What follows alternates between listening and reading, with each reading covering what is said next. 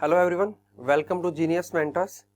हम लोग class 10th का सोशल साइंस स्टार्ट करेंगे आज से। और क्लास 10th के सोशल साइंस में आपके पास 4 बुकलेट्स हैं। एनसीईआरटी की बुकलेट्स मेनली मैं जिनकी बात कर रहा हूँ, ठीक है। तो एक बुकलेट है आपके पास अंडरस्टैंडिंग इकोनॉमिक डेवलपमेंट, एक बुक है आपके पास डेमोक्रेटिक पॉलिटिक्स 2, इसका 1 आप लोग 9th क्लास में पढ़ के आ चुके हो, ठीक है। देन उसके बाद इंडिया एंड कॉन्टेम्परेरी वर्ल्ड, अगर नहीं दिख रहा तो इस बुक पे लिखा हुआ है इंडिया एंड कॉन्टेम्परेरी वर्ल्ड 2, इसका भी 1 आप 9th क्लास में पढ़ के आ चुके हो। Then social change contemporary and India 2, इसका भी 1 आप लोग 9th क्लास में पढ़ के आ चुके हो। टेक्स्ट बुक इन ज्योग्राफी, ये ज्योग्राफी की टेक्स्ट बुक है, ठीक है। ये वाली जो है आपके पास हिस्ट्री की टेक्स्ट बुक है, हिस्ट्री।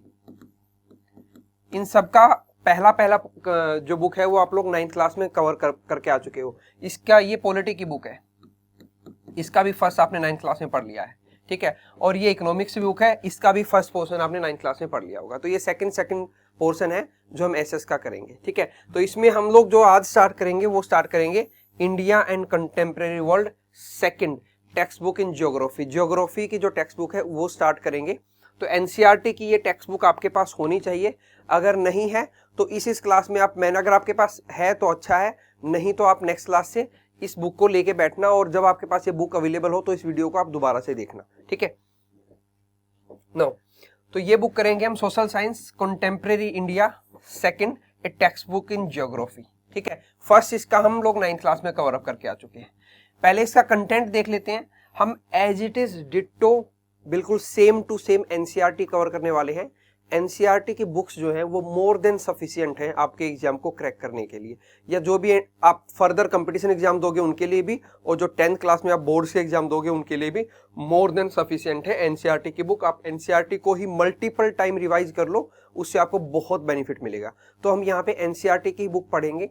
जहां पे मुझे लगेगा कि कुछ ऐड करवाने की रिक्वायरमेंट है, मैं आपको बेसिकली पूरा का पूरा एनसीईआरटी का चैप्टर समझाऊंगा लाइन बाय लाइन। आप लोग भी अपनी बुकलेट खोल के बैठ जाना। जब आप इस वीडियो को देख रहे हो तो आप अपने सामने बुकलेट ओपन कर लो और लाइन बाय लाइन हम पढ़ेंगे। जहां पे कोई डिफिकल्ट मीनिंग आएगा तो मैं उसका मीनिंग उसको इजी करके बताने की कोशिश करूंगा, ठीक है। अदरवाइज अगर मुझे लगेगा कि कुछ और एक्स्ट्रा इन्फॉर्मेशन ऐड करनी है उसमें तो मैं इन्फॉर्मेशन ऐड कर दूंगा, नहीं तो हम बाकी एनसीईआरटी को ही समझने वाले हैं, ठीक है। इसमें आप लोग एक काम और भी कर सकते हो, आप चाहो तो साथ में एक सेपरेट कॉपी भी लेके बैठ सकते हो। अगर आपको लगता है कि आपको बुक पे नहीं लिखना है तो जो मैं एक्स्ट्रा इन्फॉर्मेशन ऐड करूंगा तो वो आप उस कॉपी में भी ऐड कर सकते हो। बेटर यही रहेगा कि आप मैनेज करके पेंसिल ले लो और एनसीईआरटी में ही आप उनको ऐड कर लो। अगर आपको कहीं पे लगे कि कोई इन्फॉर्मेशन मैंने जल्दी जल्दी बता दी है, ठीक है, आप उसको नहीं लिख पाए, तो या तो पूरा वीडियो देखने के बाद उसको दोबारा से लिख लेना देख के वीडियो को, या फिर आप वीडियो को वहीं पे पॉज करके और पहले उस इन्फॉर्मेशन को लिख लेना एंड देन मूव ऑन, ठीक है। तो इसमें हम देख लेते हैं क्या क्या कंटेंट हम पढ़ने वाले हैं, क्या क्या मेन सिलेबस है जो पढ़ेंगे। इसमें जो पहला चैप्टर हम पढ़ेंगे वो पढ़ेंगे रिसोर्सेज एंड डेवलपमेंट। जो हमारे पास रिसोर्सेज हैं, नेचुरल रिसोर्सेज हैं, उन नेचुरल रिसोर्सेज से कैसे हम लोगों ने डेवलपमेंट किया है, क्या क्या डेवलपमेंट कर सकते हैं, तो वो सारा का सारा हम पढ़ेंगे रिसोर्सेज के बारे में और डेवलपमेंट के बारे में चैप्टर नंबर 1 में। चैप्टर नंबर 2 में हम पढ़ेंगे forest and wild life resources के बारे में। होगा इसमें भी रिसोर्सेज, लेकिन इसमें फॉरेस्ट और वाइल्ड लाइफ रिसोर्सेज के बारे में पढ़ेंगे। थर्ड में पढ़ेंगे वाटर रिसोर्सेज के बारे में, ठीक है। फोर्थ में एग्रीकल्चर के बारे में, एग्रीकल्चर भी अपने आप में एक रिसोर्स ही है, ठीक है। देन फिफ्थ में mineral and energy resources. Manufacturing industry के बारे में पढ़ेंगे सिक्स्थ में, कि इंडिया की जो मैन्युफैक्चरिंग इंडस्ट्री है वो कैसी है, ठीक है, कितना उसके अंदर पोटेंशियल है, कहाँ पे वो आज स्टैंड कर रही है, ठीक है। तो मैन्युफैक्चरिंग के बारे में मैं आपको एक इंटरेस्टिंग चीज ये बता दूं कि किसी भी कंट्री में जो एम्प्लॉयमेंट होता है, एम्प्लॉयमेंट मतलब रोजगार जो होता है, उसकी रीढ़ की हड्डी होता है क्या, मैन्युफैक्चरिंग सेक्टर। अगर मैन्युफैक्चरिंग सेक्टर वीक है किसी कंट्री में तो वहां पे अनएम्प्लॉयमेंट की प्रॉब्लम बहुत ज्यादा मिलेगी। इसका एग्जांपल आप लोग इंडिया से ही देख सकते हो कि इंडिया में अनएम्प्लॉयमेंट बहुत ज्यादा है। उसका रीजन ये है कि हमारा जो मैन्युफैक्चरिंग सेक्टर है वो ग्रो नहीं कर रहा, ठीक है। देन 7th चैप्टर में हम पढ़ेंगे lifelines of national economy. जो हमारी नेशनल इकोनॉमी है, नेशनल इकोनॉमी का मतलब है कि जो हम India as a country whole जितना हम अर्न करते हैं, ठीक है, वो उसके बारे में हम पढ़ेंगे कि उसकी लाइफ लाइन क्या है, कहाँ कहाँ से हम लोग उन चीजों को अर्न करते हैं, ठीक है। इंडिया को आप एक घर मान लो, जैसे हम सबका घर है एक, तो इंडिया एक घर है, तो इंडिया में रहने वाले लोग कहाँ कहाँ से कैसे कैसे अर्न करते हैं, क्या क्या उनके सोर्सेज हैं, तो वो हम सारा का सारा पढ़ेंगे life line of Indian economy में। तो बड़ी इंटरेस्टिंग बुक है, आपके चारों तरफ जो चीजें हो रही हैं वही पढ़ेंगे, तो इसलिए भी सोशल साइंसेज ज्यादा इंपॉर्टेंट है, क्योंकि सोशल साइंस में आप वो चीजें पढ़ते हो जो आपके चारों तरफ हैपनिंग हो रही हैं, ठीक है, डे टू डे लाइफ में। तो स्टार्ट करते हैं first chapter, resources and development. ये जो मैं पढ़ा रहा हूँ इसकी बाद में आपको पीडीएफ भी मिल जाएगी हमारी एप्लीकेशन पे, जो हमारी ऐप है जीनियस मेंटर्स की, उस पे आपको इसकी पीडीएफ भी मिल जाएगी। पीडीएफ सेक्शन में जाके आप पीडीएफ भी डाउनलोड कर सकते हो, ठीक है। तो वहां से भी मैं जो एक्स्ट्रा इन्फॉर्मेशन ऐड कर रहा हूं, तो आप चाहो तो बाद में या तो उनका प्रिंट आउट ले लो या फिर अपनी बुक में उसको आप बाद में ऐड कर लेना। देन तो फर्स्ट चैप्टर पढ़ेंगे रिसोर्सेज एंड डेवलपमेंट। ये हमारा लेक्चर 1 है इस चैप्टर का। तो स्टार्ट करते हैं एनसीईआरटी से ही, ये एज इट इज लिखा हुआ है, आप अपनी बुक खोल लीजिए और आप भी एक पेंसिल ले लीजिए, हम लाइन टू लाइन पढ़ेंगे। Can you identify and name the various items used in making life comfortable in our villages and towns. हमारे जो विलेज और टाउन्स हैं उनमें लाइफ को कैसे कंफर्टेबल बनाया जा सकता है, कैसे आसान बनाया जा सकता है, उसके लिए हम जो जो रिसोर्सेज यूज करते हैं, जो जो आइटम्स यूज करते हैं लाइफ को इजी बनाने के लिए, ठीक है, क्या आप उनके नाम लिख सकते हो या उनको आइडेंटिफाई करके एक लिस्ट बना सकते हो। तो आप ये देखो कि आपकी लाइफ को इजी बनाने के लिए आप क्या क्या यूज करते हो, ठीक है। जैसे बहुत सारे एग्जाम्पल्स होंगे, जैसे हम लोग व्हीकल्स यूज करते हैं, अगर हमें कहीं एक जगह से दूसरी जगह तक जाना है, कोई साइकिल यूज करता है, कोई स्कूटी यूज करता है, कोई गाड़ी यूज करता है, तो वो एक तरह से एक आइटम हो गया, ठीक है। हम लोग घरों में रेफ्रिजरेटर यूज करते हैं, फ्रिज यूज करते हैं अपनी लाइफ को इजी बनाने के लिए, ठीक है, एयर कंडीशनर यूज करते हैं, कूलर यूज करते हैं, फैन यूज करते हैं अपनी लाइफ को इजी बनाने के लिए। तो ऐसे ही कुछ आइटम्स के नाम आपको लिखने हैं कि कौन कौन से ऐसे आइटम हैं जो आपकी लाइफ को कंफर्टेबल और इजी बनाते हैं। ये आपकी पहली एक्टिविटी है जो आपको करनी है। सोचो ऐसे कम से कम 20 आइटम्स के नाम। देखो सोचने से क्या होगा, थिंकिंग, आपकी एक थिंकिंग प्रोसेस डेवलप होगी, आप सोचोगे ना चीजों के बारे में। वैसे तो आपको लगेगा कि ऐसे 20 चीजें हम लिख सकते हैं, लेकिन लिखो उनको, लिखोगे तो उसके आपकी थिंकिंग प्रोसेस डेवलप होगी, आप चीजों के बारे में सोचना स्टार्ट करोगे कि अच्छा ये है। क्योंकि सोशल साइंस में आप जितना लिखो, सोचोगे और फिर सोच के जितना लिखोगे, उसको प्रैक्टिस करोगे, उतना ही ईजी हो जाएगा आपके लिए सोशल साइंस को पढ़ना, ठीक है। Then list the items and name the material used in their making. अब हम लोग ये आइटम्स लिखेंगे और फिर आइटम लिखने के बाद आपको क्या करना है, वो मटेरियल फाइंड आउट करना है कि कौन सा मटेरियल यूज किया होगा उसको बनाने के लिए, ठीक है। जैसे हम लोगों ने एग्जांपल लिया कि गाड़ी कंफर्टेबल बनाती है हमारी लाइफ को, तो गाड़ी बनाने के लिए क्या क्या यूज होगा, रबड़ यूज होगा टायर बनाने के लिए, प्लास्टिक यूज होगा, ठीक है, स्टील यूज होगा, ठीक है, आयरन यूज होगा। तो ऐसे आपको लिखना है कि क्या क्या मटेरियल यूज हुआ है। तो 20 आइटम्स की लिस्ट बनाओ, एक पेज लो और उस पे लिखो कि उन आइटम जो कंफर्टेबल बनाते हैं आपकी लाइफ को, और फिर ये लिखो कि वो आइटम्स कहां कहां से कैसे कैसे बने हैं। अब हम देखेंगे रिसोर्सेज की डेफिनेशन। आपकी एनसीईआरटी में रिसोर्सेज की एक डेफिनेशन गिवन है, तो वो रिसोर्सेज की डेफिनेशन देखते हैं कि रिसोर्सेज की डेफिनेशन क्या है। Everything available in our environment which can be used to satisfy our needs. जो हमारे इन्वायरमेंट में अवेलेबल है, ऐसी कोई भी चीज जो हमारे सराउंडिंग, इन्वायरमेंट क्या है, व्हाट इज इन्वायरमेंट, जो हमारा सराउंडिंग है वो हमारा इन्वायरमेंट है, ठीक है। तो हमारे सराउंडिंग में जो अवेलेबल है, ठीक है, जो हमारी लाइफ को कंफर्टेबल बना सकती है या हमारी नीड्स को सेटिस्फाई कर सकती है, हमारी जरूरतों को पूरा कर सकती है, ऐसी चीज जो हमारे सराउंडिंग में अवेलेबल है, provided it is technologically accessible.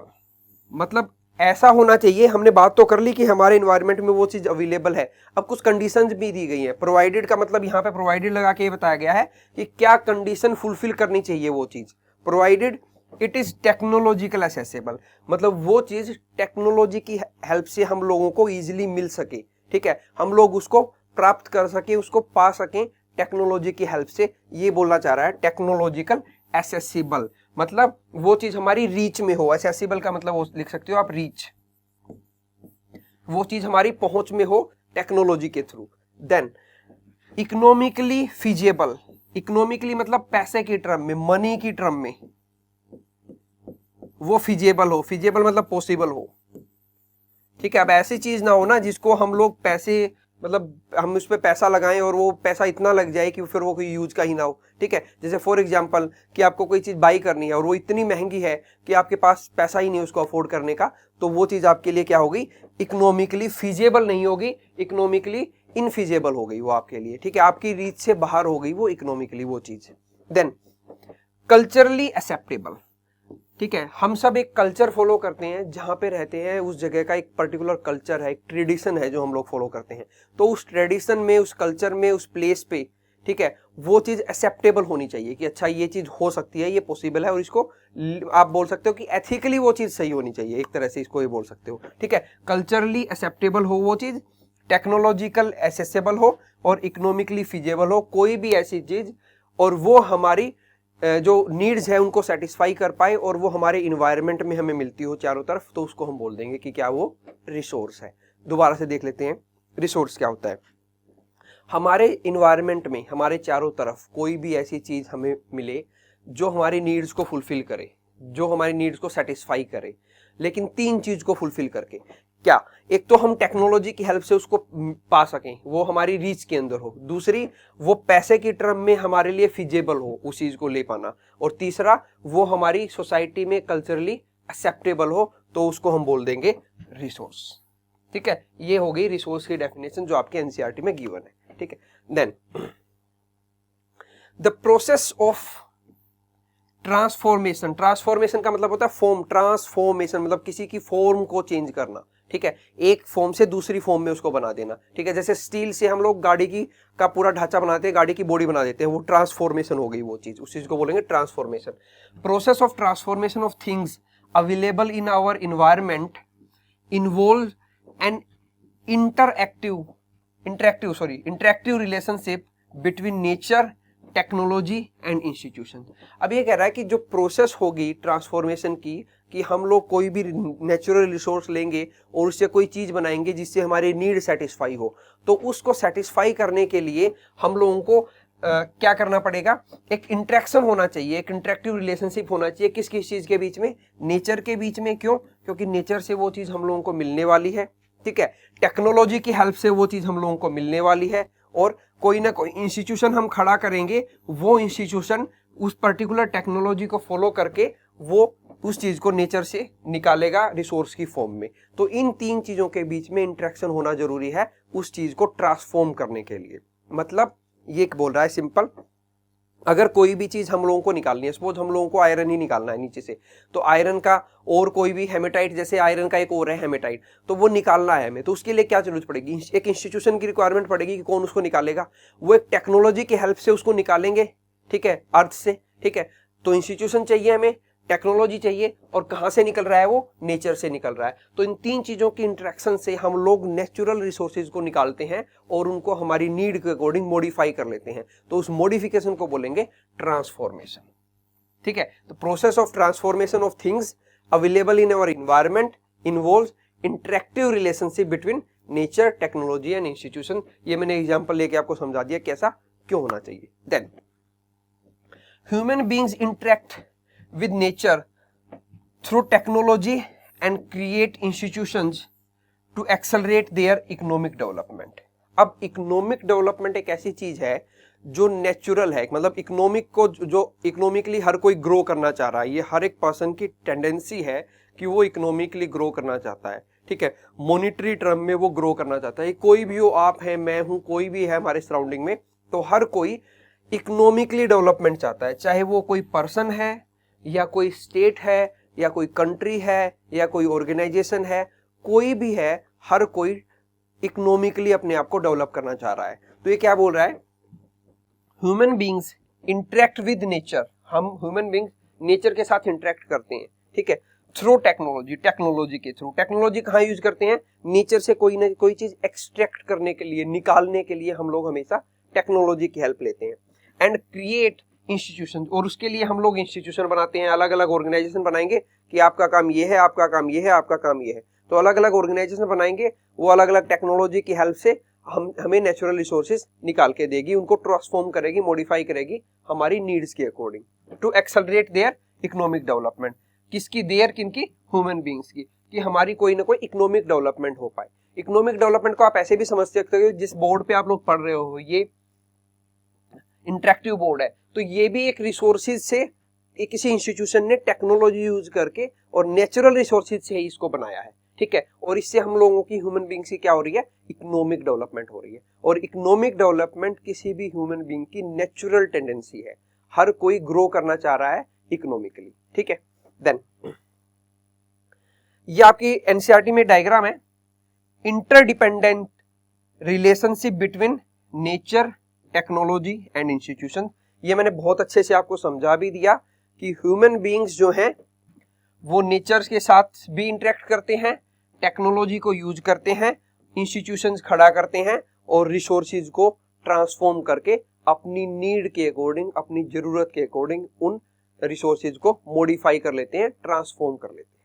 I repeat, मैं दोबारा से बता देता हूं, ह्यूमन बीइंग्स फिजिकल इन्वायरमेंट यानी जो नेचर है वहां से कोई भी चीज को अगर उनको निकालना हो, उस किसी भी चीज की रिसोर्सेज को यूज करना हो अपने चारों तरफ के इन्वायरमेंट से, तो ह्यूमन बीइंग्स क्या करते हैं, कोई ना कोई इंस्टीट्यूशन बनाएंगे, उस इंस्टीट्यूशन में कोई ना कोई टेक्नोलॉजी यूज करेंगे और उस रिसोर्स को अपनी नीड को फुलफिल करने के लिए अपने अकॉर्डिंग मॉडिफाई कर लेते हैं, ठीक है। तो ये एक इंटरडिपेंडेंट रिलेशनशिप है ह्यूमन बीइंग्स का फिजिकल इन्वायरमेंट के साथ, टेक्नोलॉजी के साथ और इंस्टीट्यूशंस के साथ। क्लियर है इतना? नेक्स्ट चलते हैं। Do you think that resources are free gift of nature? क्या आपको लगता है कि रिसोर्सेज जो हैं वो नेचर का फ्री गिफ्ट है, कि रिसोर्सेज जो हैं वो नेचर का फ्री गिफ्ट है हम लोगों को? मैं एक चीज और भी बताऊं आपको, ह्यूमंस भी अपने आप में रिसोर्सेज हैं। कहीं आप समझो कि रिसोर्सेज सिर्फ वही हैं जो हमें इन्वायरमेंट में मिल रहे हैं चारों तरफ, हम ह्यूमन बीइंग्स भी रिसोर्सेज हैं, ठीक है, क्योंकि हम लोग भी उस प्रोसेस का हिस्सा हैं, ठीक है। Then so do you think resources are free gift of nature as is assumed by the many? जैसा कि बहुत सारे लोग सोचते हैं, एज्यूम्ड बाय द मैनी का मतलब है कि जैसा कि बहुत सारे लोग सोचते हैं, क्या नेचुरल रिसोर्सेज फ्री गिफ्ट हैं? दे आर नॉट, वो नहीं है, वो फ्री गिफ्ट नहीं है। उनके लिए हम लोगों को कोई ना कोई कॉस्टिंग पे करनी पड़ती है, चाहे वो हमारे टाइम की कॉस्ट ही क्यों ना हो, कि हम टाइम लगाते हैं उनको निकालने के लिए, तो फ्री नहीं है। देयर इज नो, इंग्लिश में कहावत भी है, there is no free lunch, ठीक है। There is no free lunch का मतलब होता है कि फ्री में कुछ भी नहीं मिलता। Resources are a function of human activities.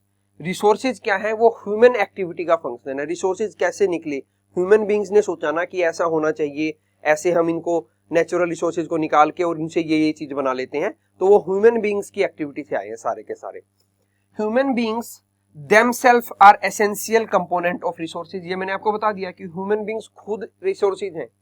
हम लोग ह्यूमन बीइंग्स को खुद अपने आप को रिसोर्सेज मानते हैं। आप लोगों ने एक टर्म सुना भी होगा, एचआर। किसी भी कंपनी में जाओगे तो वहां पे एक एचआर मिलेगा आपको, ठीक है, ह्यूमन रिसोर्स, ठीक है, और इसके आगे मैनेजर भी लगा लेते हैं। तो किसी कंपनी में अगर आप जाओगे, एचआरएम अगर आपको मिले वहां पे कि पूछो यहाँ पे एचआरएम कौन है, एचआरएम का मतलब है ह्यूमन रिसोर्स मैनेजर, ठीक है। क्योंकि किसी भी कंपनी में जो ह्यूमन बीइंग्स हैं उनको मैनेज करने के लिए एक पर्सन होता है जो जिसको बोला जाता है एचआरएम, ह्यूमन रिसोर्स मैनेजर। तो हम ह्यूमंस को भी रिसोर्सेज मानते हैं, क्यों? क्योंकि वो भी उस प्रोसेस का हिस्सा है जहां पे नेचुरली हम कोई चीज निकालते हैं और उसको ट्रांसफॉर्म कर देते हैं, तो उसका एक हिस्सा ह्यूमन बीइंग्स भी है, तो हम अपने आप को भी रिसोर्सेज मानते हैं। दे ट्रांसफॉर्म मटेरियल, ट्रांसफॉर्म का मतलब है वही एक फॉर्म से दूसरी फॉर्म में चेंज करना, transform, to change from one form to another. They transform material available in our environment into resources and use it. They कौन? Human beings की बात कर रहा है कि human beings ट्रांसफॉर्म करते हैं, मतलब एक फॉर्म से दूसरी फॉर्म में चेंज करते हैं। जैसे हमें क्या मिलता है, रॉ मटेरियल मिलता है अर्थ से, तो हम क्या निकालते हैं, रॉ मटेरियल निकालते हैं। उस रॉ मटेरियल को ट्रांसफॉर्म करके दूसरी फॉर्म में चेंज करते हैं ह्यूमन बीइंग्स।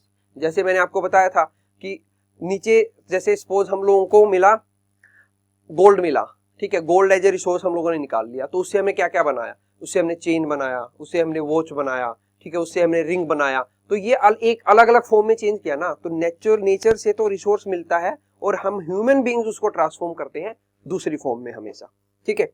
तो नेक्स्ट हम देखेंगे तो रिसोर्सेज जो है उनको क्लासिफाइड करेंगे, हम क्लासिफाइड करेंगे बेसिस है उनका डिफरेंट डिफरेंट कि उनको किस बेस पे हम क्लासिफाई कर सकते हैं। तो सबसे पहला है on the basis of origin, origin के बेस पे कि वो कहाँ से पैदा हुए हैं, कैसे वो आए हैं हमारे पास, उसके बेस पे उनका क्लासिफिकेशन होगा। एक होगा बायोटिक रिसोर्सेज, बायोटिक रिसोर्सेज वो होते हैं जिनके अंदर लाइफ होती है, ठीक है। दूसरा है ए बायोटिक रिसोर्सेज, मतलब जिनके अंदर लाइफ नहीं होगी, लाइफ लेस, ठीक है। जो लाइफ लेस रिसोर्सेज होंगे उनको बोलेंगे abiotic resources. On the basis of origin हमने ये डिवाइड किया है कि कैसे वो बने हैं, ठीक है। Then on the basis of exhaustibility, exhaustibility का मतलब है कि वो खत्म हो सकते हैं या नहीं हो सकते, हम उनको यूज करते जाएं करते जाएं करते जाएं, वो एक टाइम पे खत्म होंगे या नहीं होंगे, उसके बेस पे हम उनको डिवाइड कर सकते हैं। तो रिन्यूएबल जो दोबारा से बनाए जा सकते हैं अगर एक बार खत्म हो गए तो, जैसे फॉरेस्ट हैं हमने कट कर दिए तो दोबारा से ग्रो कर जाएंगे, ठीक है। हमने विंड एनर्जी है हमने यूज कर ली तो दोबारा आ जाएगी, सोलर एनर्जी है दोबारा आ जाएगी। तो ये सब क्या है, रिन्यूएबल रिसोर्सेज है, ठीक है। ये एग्जॉस्ट नहीं होंगे, रिन्यूएबल हैं। दूसरे होंगे नॉन रिन्यूएबल, मतलब जिनको हम दोबारा से नहीं बना सकते, और बनाएंगे तो मिलियंस ऑफ ईयर लग जाएंगे उनके बनने में, ठीक है। जैसे क्रूड ऑयल है, आपने अगर गाड़ी में पेट्रोल है, पेट्रोल डीजल हम यूज करते हैं तो वो एक बार यूज कर लिया तो कर लिया, दोबारा से उसको रिन्यू नहीं किया जा सकता, ठीक है। वो हो गए नॉन रिन्यूएबल। कोल भी ऐसा ही है, कोल एक नॉन रिन्यूएबल रिसोर्सेज है। Then on the basis of ownership, ownership किसकी है, रिसोर्सेज किस, कौन ओन कर रहा है रिसोर्सेज को, वो होंगे इंडिविजुअल की ओनरशिप है, एक पर्सन की ओनरशिप है, ठीक है, या पूरी कम्युनिटी की, पूरे के मतलब काफी सारे लोग मिलके उसको ओन करते हैं। जैसे शहरों में देखते हैं कम्युनिटी सेंटर होते हैं, गांव में देखते हैं पोन्ड्स होते हैं, शहरों में पब्लिक पार्क्स होते हैं, तो उनपे कम्युनिटी की ओनरशिप होती है, किसी एक पर्टिकुलर पर्सन की नहीं होती। देन नेशनल, कुछ ऐसे रिसोर्सेज होते हैं जिसपे नेशन का कब्जा होता है, एक एक हर एक नेशन के अपने अपने रिसोर्सेज है, उन पे उन नेशंस का कब्जा है या उन नेशंस की ओनरशिप है। कुछ ऐसे होंगे जो इंटरनेशनल हैं, जैसे वाटर है या कोई ऐसी लैंड है जो किसी पर्टिकुलर कंट्री से बिलोंग नहीं करती, तो उन पे इंटरनेशनल ओनरशिप होती है। इंटरनेशनल ओनरशिप बेसिकली कहाँ पे है, हम देखेंगे नॉर्थ पोल और साउथ पोल जो है, ठीक है, आर्कटिक और अंटार्कटिक वाले रीजन पे, वहां पे जनरली क्या होता है, इंटरनेशनल ओनरशिप होती है। Then on the basis of status of development, कि वो कितने डेवलप्ड हैं, ठीक है, कितना पोटेंशियल है उनमें और डेवलप होने का, या वो कितने ऑलरेडी डेवलप्ड हैं, उसके बेस पे, पोटेंशियल के बेस पे हम उनको मापते हैं, उनके डेवलपमेंट के। तो पहले हो गए पोटेंशियल, पोटेंशियल ऐसे हो गए जिनके जो डेवलप किए जा सकते हैं, अभी तक वो डेवलप्ड नहीं है, उनमें डेवलप्ड होने का पोटेंशियल है बहुत सारा, लेकिन वो अभी तक डेवलप्ड नहीं किए जा सके, तो वो हो जाएंगे पोटेंशियल, ठीक है। देन उसके बाद हो गया डेवलप्ड, डेवलप्ड वो हैं जो जिनको हम ऑलरेडी डेवलप्ड कर चुके हैं, ठीक है, जो हमारे पास डेवलप्ड हैं, वो हो गए डेवलप्ड में। पोटेंशियल वो हो गए जिनके अंदर पोटेंशियल है डेवलप होने का, लेकिन अभी हमने उनको डेवलप किया नहीं है प्रॉपरली। देन उसके बाद हो गए स्टॉक, ठीक है, स्टॉक वो हो गए जिन कुछ ऐसे रिसोर्सेज जिन जो हमें पता तो है कि यहाँ पे रिसोर्सेज हैं, लेकिन अभी हमारे पास वो टेक्नोलॉजी नहीं है कि हम उनको यूज कर पाएं, ठीक है। लैक ऑफ टेक्नोलॉजी की वजह से हम उन रिसोर्सेज को यूज नहीं कर पाए हैं, वो टेक्नोलॉजिकल एडवांसमेंट नहीं है हमारे पास कि हम उन रिसोर्सेज को यूज कर पाएं, ठीक है। देन हो गया रिजर्व, रिजर्व जो होता है ये स्टॉक का ही एक पार्ट होता है, मतलब बहुत बड़ा स्टॉक है, हमें पता है कि रिसोर्सेज का पूरा एक स्टॉक है, ठीक है, उस स्टॉक को हम यूज कर सकते हैं, लेकिन आज हमारे पास टेक्नोलॉजी नहीं है उसको यूज करने की।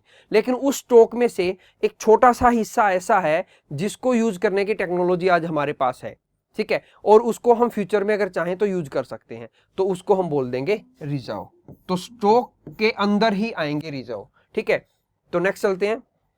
देन उसके बाद एक और डायग्राम गिवन है आपकी एनसीईआरटी में। रिसोर्सेज दो तरह के हैं, नेचुरल और ह्यूमन, ठीक है। ह्यूमंस को देख लेते हैं पहले।